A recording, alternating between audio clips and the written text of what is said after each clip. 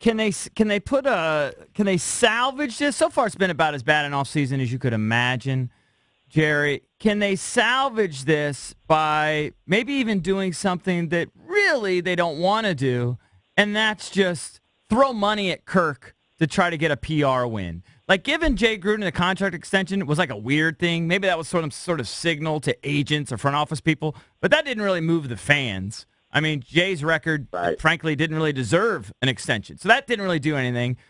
I'm not convinced that they care about bad PR because that's all they know is bad PR, but it's getting pretty close to rock bottom here.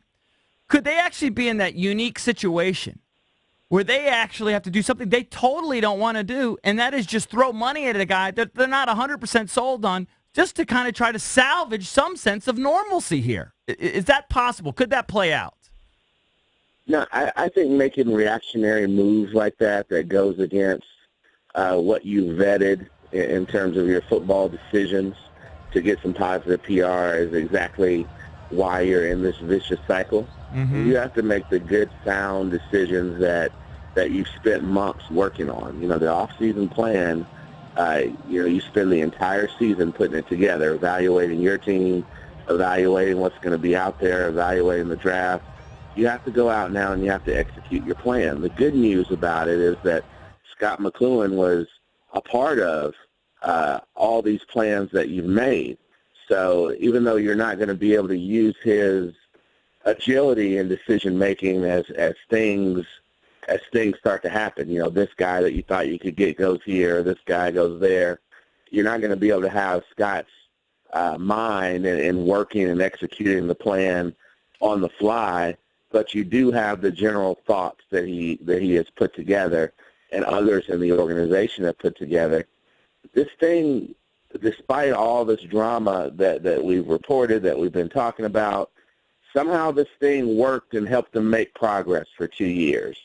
If you can sort of stay in that box, it might be able to help you for a third year. And then the question becomes now, what kind of a guy are you going to get to replace Scott McCloughan, or are you even going to replace him with someone outside the organization? So I think there's a chance through all of this that the team, the actual football team, could make some progress and get closer to that looking like a solid 10 or 11 win football team for a year. But where they're headed long term, you might as well, everything we've talked about, you might as well burn it on fire.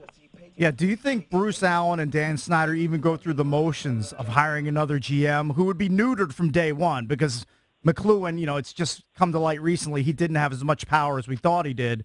Or for once, are they just transparent and add head of personnel to Bruce Allen's title? Just say Bruce is the guy picking the players, because that's actually what's happening.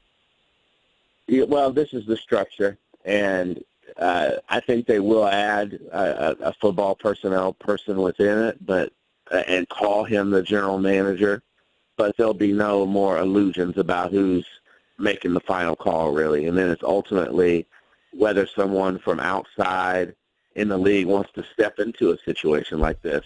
That title can be a motivating factor. There are only 32 guys who can carry that title in the world, and how much money you pay could factor into that as well, although I don't think they're going to be out throwing top dollar at anyone. So I think it's likely going to be just a restructure within the organization, but I wouldn't be surprised if they're able to go out and add someone. It has to be someone who has connections and has worked with Bruce Allen before. However, I can't see anyone fresh really coming into the equation.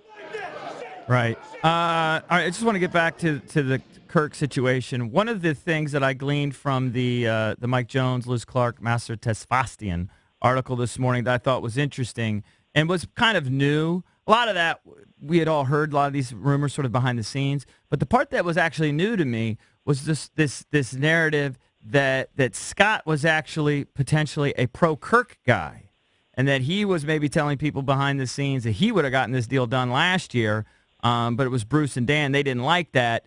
Is that actually true? Are you buying that? You know Scott from your days in Seattle. I don't know how many conversations you've had with him recently, but Was that always sort of your understanding that behind the scenes that Scott was way more of a Bruce or of a Kirk guy than any of us ever realized?